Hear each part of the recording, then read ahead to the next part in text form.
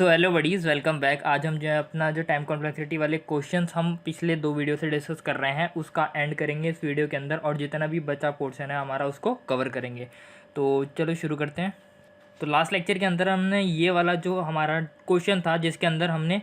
Loop चलाया था, जिसके अंदर हमारा जो आई था वो i/2 से इंक्रीमेंट हो रहा था। बेसिकली इंक्रीमेंट नहीं, वो मल्टीप्लाई हो रहा था। तो ये वाला जो हमने लॉग एंड कॉम्प्लेक्सिटी थी वो अपने लास्ट लेक्चर के अंदर देख ली थी। आज जो हमको क्वेश्चन देखना है वो ये है, ठीक है। अगर हम देखें तो ये वाला क्वेश्चन भी लगभग हमारा पिछली बार की तरह ही है, लेकिन फ़र्क क्या है इसके अंदर कि इसके अंदर आई जो है वो इनिशियलाइज हो रहा है मेरा n से, चल ग्रेटर देन इक्वल टू 1 तक रहा है, और यहाँ पे आई जो है वो मेरा डिक्रीज़ हो रहा है। लेकिन डिक्रीज़ मेरा वो प्रोपोर्शन के अंदर हो रहा है, मतलब कि कोई भी यहाँ पे माइनस आई की वैल्यू कोई माइनस नहीं हो रही मेरी, ठीक है। यहाँ पे आई की वैल्यू मेरी डिवाइड हो रही है। अगर मैं पिछले वाले लूप से कंपेयर करूँ तो यहाँ पे मेरी जो आई की वैल्यू थी वो मल्टीप्लाई हो रही थी, लेकिन अगर मैं इस वाले लूप की बात करता हूँ तो यहाँ पे आई की वैल्यू डिवाइड हो रही है, ठीक है। तो अगर आई की वैल्यू मेरी एन है, ठीक है, क्योंकि इनिशियलाइज मैंने एन से करा है, तो जब आई की वैल्यू एन होगी, एन इज़ ग्रेटर देन 1, हाँ एन की वैल्यू मान लो 10 लेट कर लेता हूँ मैं, ठीक है। तो 10 इज़ ग्रेटर देन 1 होता है, हाँ ठीक है, सी आउट मेरा एक बार ही चल जाएगा।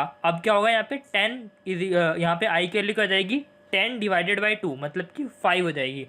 यहाँ पे वापस से कंडीशन चेक होगी, 5 is greater than equal to 1, हाँ जब ये मेरा n/2 हो जाएगा, जब आई की वैल्यू, क्योंकि यहाँ पे बाई 2 है हमारा, ठीक है, तो तब मेरा सी आउट जो है वो दूसरी बारी चल जाएगा।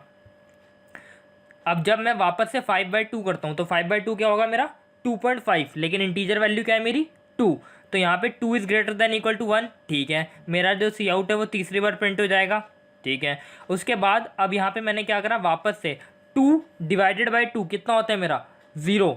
1 होता है। 2 डिवाइडेड बाई 2 कितना होता है मेरा 1, वो सॉरी रिमाइंडर होता है मेरा 0, ठीक है। तो 2 डिवाइडेड बाई 2 मेरा 1 होता है। 1 is greater than equal to 1, हाँ true,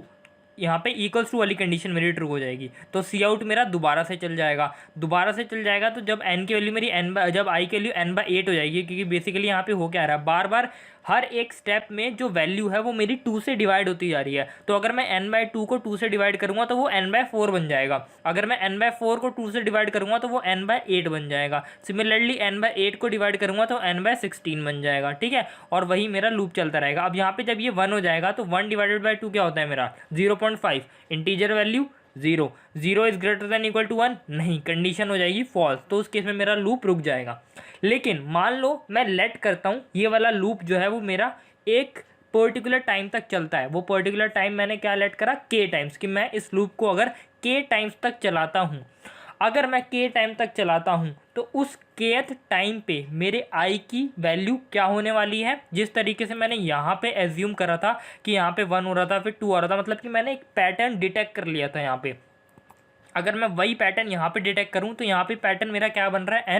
n/2, n/4, n/8, n/16, मतलब कि n में 2 की पावर समथिंग। तो अगर मैं देखूँ ये भी तो मेरा n/2 की पावर समथिंग है। 2 की पावर अगर मैं 0 करता हूँ उसको, 2 की पावर 0 क्या होता है 1, तो n डिवाइडेड बाई 1 क्या हो गया n। सिमिलरली ये 2 की पावर 1, ये 2 की पावर 2, ये 2 की पावर 3, ये 2 की पावर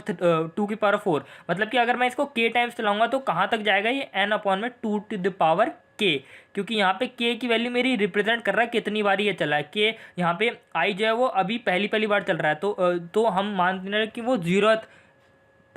जो पोजीशन है वो उसकी पहली पोजीशन है। तो यहाँ पे अगर आई की वैल्यू मेरी यहाँ पे, अगर के की वैल्यू यहाँ पे 0 है, मतलब कि आई पहली बार चला। जब के की वैल्यू 1 हो गई तो आई जो है यहाँ पे दूसरी बार चला। जब के की वैल्यू 3 हो गई तो सी आउट मेरा तीसरी बार चला। जब के की वैल्यू मेरी 4 हो गई तो सी आउट मेरा चौथी बार चला, ठीक है। ऐसे ही अगर मैं के टाइम्स चलाता हूँ तो n में 2 टू द पावर k उस टाइम पे आई की वैल्यू मेरी होने वाली है, ठीक है। अब जिस तरीके से यहाँ पे मैंने टर्मिनेशन की कंडीशन लेट करे थे अपने पुराने क्वेश्चंस के अंदर भी, यहाँ पे टर्मिनेशन की कंडीशन क्या होगी, जब आई की वैल्यू जो है मेरी यहाँ पे ग्रेटर देन इक्वल टू 1, यहाँ पे लेस देन इक्वल टू 1 होना चाहिए। यहाँ पे मैंने साइन उल्टा लगा दिया क्योंकि यहाँ पे देखो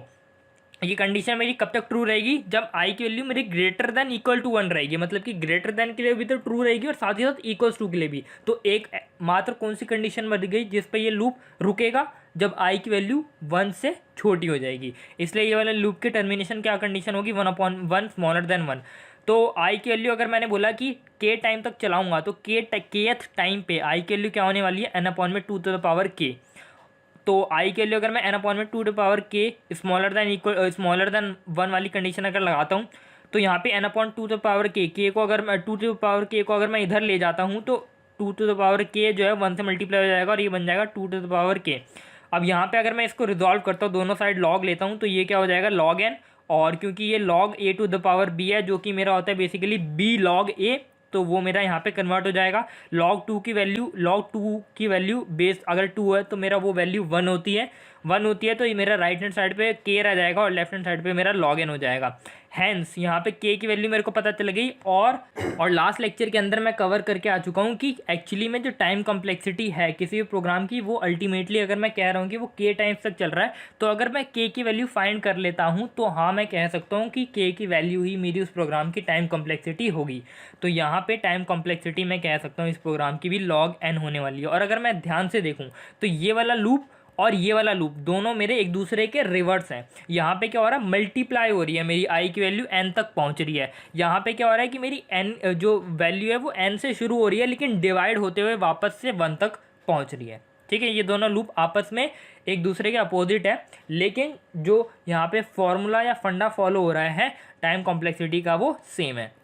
अब अगर मैं इस वाले लूप की बात करता हूँ तो यहाँ पे एक्चुअली में हो क्या रहा है, i = 0, और यहाँ पे जो कंडीशन मेरी चेक हो रही है वो कंडीशन मेरी थोड़ी अलग तरीके से चेक हो रही है। कैसे, यहाँ पे i सिंगुलर, यहाँ पे सिंगल अपनी वैल्यू चेक नहीं कर रहा, वो खुद का स्क्वायर करके n से कंपेयर कर रहा है। तो यहाँ पे अगर मैं मान लो i की वैल्यू को 4 लेट करता हूँ, 10 लेट करता हूँ मान लो, ठीक है, i की वैल्यू को अगर मैं 10 लेट करता हूँ तो 10 के लिए ये कितनी बार चलने वाला है, i की वैल्यू 0 0 0 इंटू 0 क्या होता है 0 0 स्मॉलर देन 10, कंडीशन ट्रू, सी आउट एक बार ही चल गया। उसके बाद i प्लस प्लस हुआ 0 से 1 हो गया, 1 इंटू 1 स्मॉलर देन 10 ट्रू, दूसरी बार भी चल गया। उसके बाद i की वैल्यू इंक्रीमेंट हो गई 2 हो गई, 2 इंटू 2 क्या होता है मेरा 4 होता है, 4 स्मॉलर देन 10, कंडीशन ट्रू, एक और बार ही चल गया। ठीक है, i की वैल्यू क्या हो गई, इंक्रीमेंट हुई 3 हो गई i की वैल्यू, 3 इंटू 3 क्या होता है 9, 9 smaller than n, condition true, चल जाएगा। यहाँ पे मैंने और टेबल बनाया नहीं लेकिन चल जाएगा। उसके बाद i के लिए वापस से क्या होगी, इंक्रीमेंट 4, 4 इंटू 4 क्या होता है 16, 16 स्मॉलर देन 10 नहीं होता, कंडीशन फॉल्स, उस केस में ये लूप नहीं चलेगा। ठीक है, तो यहाँ पे वापस से मेरे को वही पैटर्न डिटेक्ट करना पड़ेगा यहाँ पे। ठीक है, तो यहाँ पे अगर मैं देखूँ तो इस लूप की मेरी टर्मिनेशन कंडीशन क्या होने वाली है, यहाँ पे ये वाला लूप मेरा कहाँ तक चल रहा है, आई स्क्वायर, अगर मैं देखूँ तो ये अल्टीमेटली मेरा आई स्क्वायर है, तो I square smaller than N जब तक मेरी यहाँ पे ये वाली कंडीशन रहेगी तब तक ये कंडीशन ट्रू रहेगी। तो यहाँ पे फॉल्स होने की क्या कंडीशन है, जब आई स्क्वायर मेरा एन के बराबर हो जाए या उससे बड़ा हो जाए, क्योंकि अभी मैंने देखा यहाँ पे आई स्क्वायर की वैल्यू 16 हो गई थी और मैंने एन की वैल्यू 10 लेट करी थी, तो यहाँ पे ग्रेटर हो गई थी मेरी आई स्क्वायर की वैल्यू, उस केस में ये रुक गया था लूप, इसलिए मैंने टर्मिनेशन कंडीशन क्या ली, I square greater than equal to N. तो यहाँ पे अगर मैं I square is equal to N लेता हूँ और आई की value is equal to square root of N लेता हूँ यहाँ पे, ठीक है, बेसिकली यहाँ पे अगर मैं बोलता हूँ कि इसको मैं के टाइम्स तक चला रहा हूँ तो आई की वैल्यू मेरी के ही होगी, क्योंकि मेरा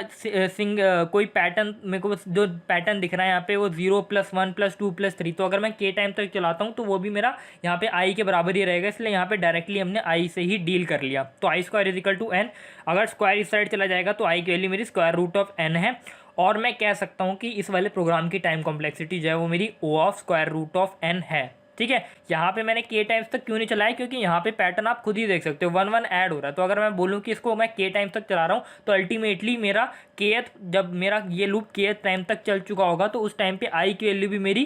के बराबर ही होगी। ठीक है, यहाँ पे आप खुद ही देख सकते हो के की वैल्यू यहाँ पे 0 है, 1 है, 2 है, 3 है, तो आई की वैल्यू अगर 10 है तो उसके इसमें के की वैल्यू भी तो 10 ही होगी, इसलिए मैंने डायरेक्टली आई के साथ यहाँ पे डील कर लिया है। अब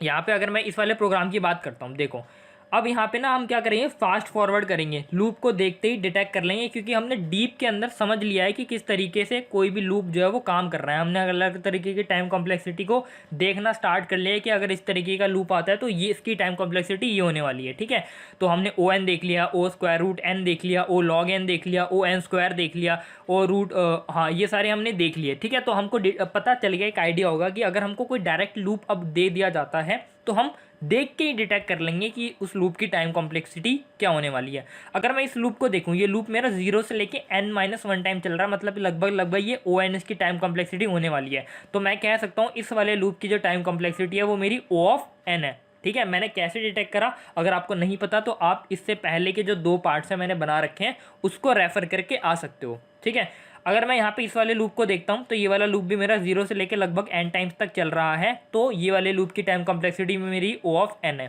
ठीक है। तो इस टोटल प्रोग्राम की टाइम कॉम्प्लेक्सिटी क्या होने वाली है, O N plus O N, तो वो क्या हो जाएगी मेरी ओ ऑफ टू एन। लेकिन मैंने क्या बोला है कि हमेशा हमको हाईएस्ट डिग्री वाली टर्म को ही हम कंसिडर करते हैं अगर हम बिग ओ नोटेशन की बात करते हैं तो यहाँ पे टू जो है कांस्टेंट है, इसको इग्नोर करेंगे तो अल्टीमेटली इस प्रोग्राम की टाइम कॉम्प्लेक्सिटी मेरी ओ ऑफ एन ही हो जाएगी, ठीक है।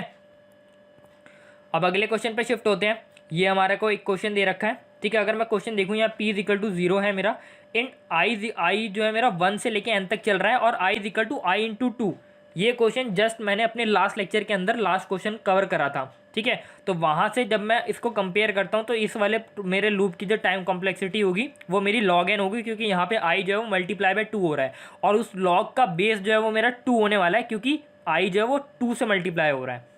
अगर मैं यहाँ पे देखूँ j is small, j is equal to 1 है, ठीक है, j इज इक्वल टू 1, लेकिन j जो है मेरा यहाँ पे n से स्मॉलर नहीं चल रहा, j जो है मेरा p से स्मॉलर चल रहा है, ठीक है। तो यहाँ पे आपको ध्यान देना पड़ेगा j is equal to j into two, ठीक है। अब यहाँ पे इस वाले लूप को तो मैंने देख के बोल दिया कि ये वाला लूप जो है मेरा लॉग ऑफ n टाइम्स चल रहा है, क्योंकि यहाँ पे मेरे को मल्टीप्लाई वाला जो इंडिकेशन है वो तो मिल गया था, जिससे मेरे को पता चलेगा ये लॉग के टर्म्स में चलेगा, लेकिन वो लॉग के टर्म्स में कितनी बारी तक, मतलब कि ये जो मैंने यहाँ पे एन लेट करा है वो किसके बेसिस पे करा है, जिस पर्टिकुलर पोजीशन तक मेरा लूप ये चल रहा है। तो मैंने बोला है कि इसका जो यहाँ पे टाइम कॉम्प्लेक्सिटी होगी वो लॉग ऑफ एन होगी, ठीक है। लेकिन यहाँ पे अगर मैं देखूँ तो यहाँ पे मेरा जो लूप है वो एन टाइम्स तक नहीं चल रहा, तो यहाँ पे मैं नहीं कह सकता कि इस वाले लूप की भी टाइम कॉम्प्लेक्सिटी मेरी लॉग एन होगी। यहाँ पे जो लूप है वो मेरा पी टाइम्स तक चल रहा है, ठीक है। तो मैं कह सकता हूँ कि इस वाले प्रोग्राम की जो टाइम कॉम्प्लेक्सिटी है वो लॉग तो है, लेकिन लॉग ऑफ एन के बजाय लॉग ऑफ पी है, क्योंकि यहाँ पे जिस पर्टिकुलर वैल्यू तक मेरा लूप चल रहा है वो उसका लॉग की यहाँ पे टाइम कॉम्प्लेक्सिटी होती है हमेशा, ठीक है। तो यहाँ पे अगर ये मेरा लॉग ऑफ पी है, ठीक है, तो अगर मैं देखूँ तो इस टोटल प्रोग्राम की टाइम कॉम्प्लेक्सिटी क्या होने वाली है, O of log N plus O of log P, ठीक है। O of log N plus O of log P मेरा होने वाला है यहाँ पे, ठीक है। लेकिन यहाँ पे अगर मैं देखूँ तो p की वैल्यू मेरे को अल्टीमेटली जो भी टोटल प्रोग्राम की टाइम कॉम्प्लेक्सिटी होती है वो किसी ना किसी तरीके से n की टर्म्स में लेके आना ही होता है, क्योंकि टाइम कॉम्प्लेक्सिटी हमको n की टर्म्स में ही देनी होती है। तो यहाँ पे मैं लॉग ऑफ p की टर्म्स में टाइम कॉम्प्लेक्सिटी को नहीं दे सकता, ठीक है। तो अब मेरे को करना क्या पड़ेगा, यहाँ पे लॉग ऑफ p जो है यहाँ पे, तो p की वैल्यू को पता करना पड़ेगा। अब p की वैल्यू को कैसे पता करूँगा, अगर मैं ऊपर वाले लूप के अंदर जाता हूँ,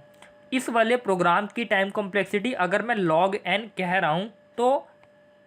क्यों कह रहा हूँ, क्योंकि ये वाला लूप जो है मेरा log n टाइम्स चला होगा, तभी तो मैं कह रहा हूँ कि इसकी टाइम कॉम्प्लेक्सिटी मेरी log n है। अगर इसकी टाइम कॉम्प्लेक्सिटी मेरी log n है तो मैं कह सकता हूँ कि इसके अंदर जो p प्लस प्लस वाली स्टेटमेंट है वो भी मेरी log n टाइम एग्जीक्यूट हुई होगी, तभी तो इस वाले कोड की जो टाइम कॉम्प्लेक्सिटी है वो मेरी log n है, ठीक है। इसलिए मैं p की वैल्यू की जो टाइम कॉम्प्लेक्सिटी है वो log n मान सकता हूँ। तो अगर मैं यहाँ पे रिप्लेस कर दूँ log ऑफ p की जगह वापस ऑफ log n लिख दूंगा, तो इस प्रोग्राम की टाइम कॉम्प्लेक्सिटी क्या हो जाएगी, log ऑफ n, ठीक है। आई होप आपको अब समझ आया होगा। बेसिकली ये वाला लूप मेरा log n टाइम चल रहा है, ये वाला लूप मेरा log p टाइम चल रहा है, लेकिन क्योंकि p की वैल्यू मेरे को नहीं पता और ऊपर से मेरे को यहाँ पे डिटेक्ट हो पा रही है कि ये वाला जो लूप है वो log n टाइम चल रहा है, तो अल्टीमेटली पी भी जो है मेरा log n टाइम ही उसकी टाइम कॉम्प्लेक्सिटी होने वाली है, इसलिए इसका टाइम जो हो गया मेरा टोटल log ऑफ n हो जाएगा, ठीक है। तो टोटल अगर मैं टाइम यहाँ पे देखूँ तो ये हो जाएगा मेरा o of log p plus O of log N होना चाहिए। बेसिकली यहाँ पे मैं थोड़ा मिसिंग कर गया, तो इसका टोटल टाइम होगा log n plus log p, लेकिन log p को अगर मैं रिमूव करूँगा तो टोटल टाइम हो जाएगा मेरा log n plus log of n। तो इन दोनों में से कौन सी टर्म मेरी बड़ी है, log n वाली टर्म मेरी बड़ी है, तो अल्टीमेट इसका जो टाइम कॉम्प्लेक्सिटी मेरी होगी वो o ऑफ log n होगी, क्योंकि बड़ी वाली टर्म या मेजर टर्म जो है मेरी log n है, ठीक है। log ऑफ log n मेरी इससे काफ़ी छोटी होती है, ठीक है। अब एक और हमारा क्वेश्चन आ गया यहाँ पे, अगर मैं देखूँ यहाँ पे for int I equal to 0 I smaller than N I plus plus, ठीक है। ये वाला लूप तो देखिए मेरे को पता चलेगा ये एन टाइम्स तक चलेगा। अगर मैं अंदर वाले लूप की बात करता हूँ, J is equal to 1 smaller than N, J is equal to J into 2, वापस से ये वाला जो अभी मैंने जस्ट अभी आपको बताया ये भी मेरा लॉग ऑफ यहाँ पे एन टाइम्स तक चलेगा, यहाँ एन मेरा कैपिटल होने वाला था, ठीक है। तो ये मेरा लॉग एन टाइम चलेगा, लेकिन यहाँ पे मेरा simply N plus log N नहीं होगा। यहाँ पे अगर आप देखो तो ये लॉग एन वाली जो कोड है ये इसी n के अंदर है, यहाँ पे हो क्या रहा था, यहाँ पे ये वाला log n का कोड अलग था और ये वाला log p का कोड अलग था, इसलिए हम इन दोनों को ऐड कर रहे थे। लेकिन जब एक लूप दूसरे लूप के अंदर होता है तो हमको एडिशन नहीं मल्टीप्लिकेशन करनी पड़ती है, ठीक है। तो यहाँ पे क्योंकि n की हर एक वैल्यू के लिए ये log n टाइम चलता रहेगा, मतलब कि n की वैल्यू यहाँ पे i के लिए जब 1 होगी, अगर n की वैल्यू मान लो 10 लेट करता हूँ, तो जब i की वैल्यू 1 होगी तब ये log n टाइम चलेगा, जब i की वैल्यू 2 होगी तब ये log n टाइम चलेगा, जब i की वैल्यू 3 होगी तब ये log n टाइम चलेगा। तो ऐसे 1 से लेके n तक ये log n बारी चलता रहेगा। तो कितनी बारी, अगर मैं रफ देखूं तो कितनी बारी ये log n चलेगा, n इंटू log n, क्योंकि जितना जितना मेरी n की वैल्यू होने वाली है उतनी बार log n बारी ये चलेगा। तो n इंटू log n इसकी टाइम कॉम्प्लेक्सिटी मेरी यहाँ पे होने वाली है, ठीक है। तो आई होप आपको ये वाली चीज़ भी यहाँ पे क्लियर हो गई होगी, ठीक है। अब अगर मैं अपने जो भी मैंने 3 पार्ट्स बनाए हैं उसको अगर मैं समरी यहाँ पे समराइज़ करूँ, तो यहाँ पे आप देख सकते हो जब भी आपको इस तरीके का लूप दिखे 0 से लेके n तक, या फिर 0 की जगह 1 से लेके n तक भी यहाँ पे अगर आपको लूप दिखे तो उसकी टाइम कॉम्प्लेक्सिटी आप रफली ओ एन बोल सकते हो। अगर यहाँ पे int i is equal to 0, I small than n, लेकिन i की वैल्यू मेरी लीनियरली इंक्रीमेंट होने के बजाय किसी पर्टिकुलर वैल्यू से इंक्रीमेंट हो रही है, तो जिस कोई भी पर्टिकुलर वैल्यू से वो इंक्रीमेंट हो रही है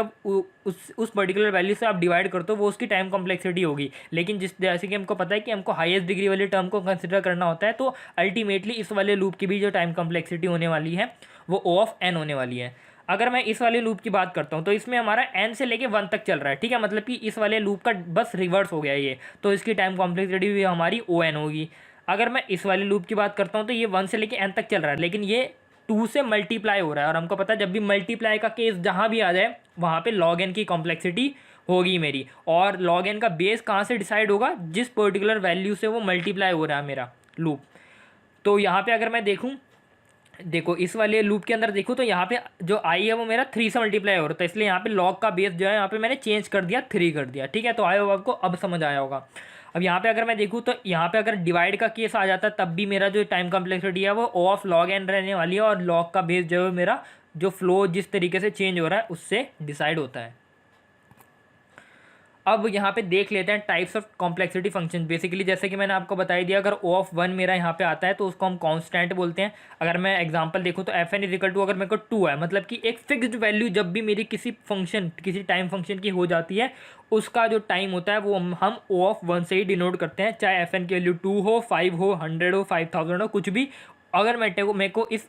एफ एन का टाइम कॉम्प्लेक्सिटी पूछी जाए तो हमेशा ही मैं O1 बोलूँगा या O कांस्टेंट बोलूँगा। अगर आपको O of log n time complexity बोली जाए तो हम उसको लॉगरिदमिक टाइम कॉम्प्लेक्सिटी बोलते हैं, O ऑफ n को हम लीनियर टाइम कॉम्प्लेक्सिटी बोलते हैं, O ऑफ n स्क्वायर को हम क्वाड्रेटिक टाइम कॉम्प्लेक्सिटी बोलते हैं, O ऑफ n क्यूब को हम क्यूबिक टाइम कॉम्प्लेक्सिटी बोलते हैं, O of 2 to the power n को हम एक्सपोनेंशियल टाइम कॉम्प्लेक्सिटी बोलते हैं, जो कि काफ़ी ख़राब टाइम कॉम्प्लेक्सिटी होती है हमारी। और O of 2n to the power n तो काफ़ी ज़्यादा ही ख़राब कॉम्प्लेक्सिटी होती है हमारी, एक्सपोनेंशियल के अंदर चली जाती है, ठीक है। तो ये आपको पता होनी चाहिए कि इनका हमारा टर्म हम इनको किस तरीके से रिप्रेजेंट करते हैं, ठीक है। तो यहाँ पे मैंने प्रायोरिटी ऑफ फंक्शन भी दे रखा है कि हमारा जो O ऑफ कॉन्स्टेंट होता है वो छोटा होता है हमारा O ऑफ log n से, उससे बड़ा होता है O ऑफ log n, उससे बड़ा होता है O ऑफ रूट n, यहाँ पे n की पावर 1/2 मतलब रूट n, उससे बड़ा होता है हमारा linear time O of n, उससे बड़ा होता है हमारा n log n। जनरली जो हमारी मर्ज सॉर्ट या क्विक सॉर्ट की जो कॉम्प्लेक्सिटी होती है वो O n log n तक होती है हमारी।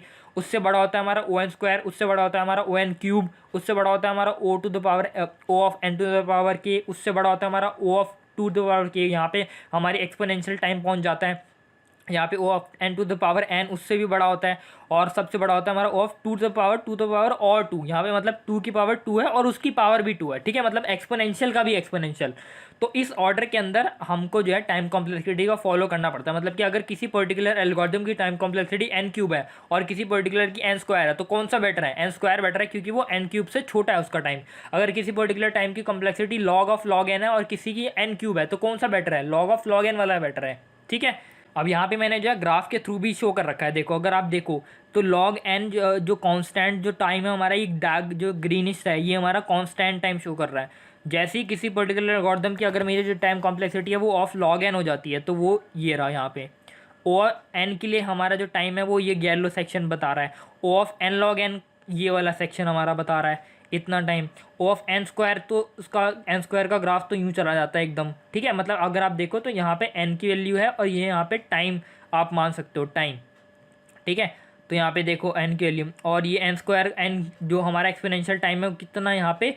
स्मॉलर शुरुआत, देखो यहाँ पे अगर आप देखो तो अगर हम ग्राफ से देखें तो छोटी एन की वैल्यूज़ के लिए हमको किसी भी पर्टिकुलर एल्गोरिथम की टाइम कॉम्प्लेक्सिटी का पता ही नहीं चलता, क्योंकि शुरुआत में देखो हर एक जितनी भी हमारी एक्सपोनेंशियल से लेके कांस्टेंट तक का जो शुरुआत है वो काफ़ी कम होता है, लेकिन जैसे जैसे एन की वैल्यूज़ बढ़ रही है वैसे वैसे हमको इनके ओरिजिनल ग्राफ का जो पता है वो चलता जा रहा है। देखो ओ एन या ओ एन कितना कम है और ओ जो एन स्क्वायर हो गई या फिर एक्सपोनेंशियल कितना एकदम से इनका ग्राफ जो है वो उठता है ऊपर। ठीक है, तो आज के लेक्चर के लिए इतना ही रखते हैं। आई होप आपको टाइम कॉम्प्लेक्सिटी के बारे में जितना भी A to Z चीज़ें थी वो पता चल गई होगी। मैंने हर एक चीज़ कवर कर दी है, bigger notation, theta notation, asymptotic analysis क्या होती है, किस तरीके से एक प्रोग्राम को की एफिशिएंसी चेक करी जाती है, space complexity, time complexity graph के थ्रू बता दिया मैंने, और कैसे एक टाइम कॉम्प्लेक्सिटी किससे छोटी होती है किससे बड़ी होती है, और अलग अलग लूप के क्वेश्चंस के थ्रू ये भी डिटेक्ट करना सिखा दिया कि किस तरीके से टाइम कॉम्प्लेक्सिटी देखनी होती है अगर हमको लूप के अंदर क्वेश्चंस आ जाते हैं तो। ठीक है, तो मिलेंगे अगले लेक्चर के अंदर नए टॉपिक से, तब तक के लिए टाटा बाय बाय। और अगर आपको ये वीडियो पसंद आती है तो लाइक करना, शेयर करना और चैनल को सब्सक्राइब ज़रूर करना।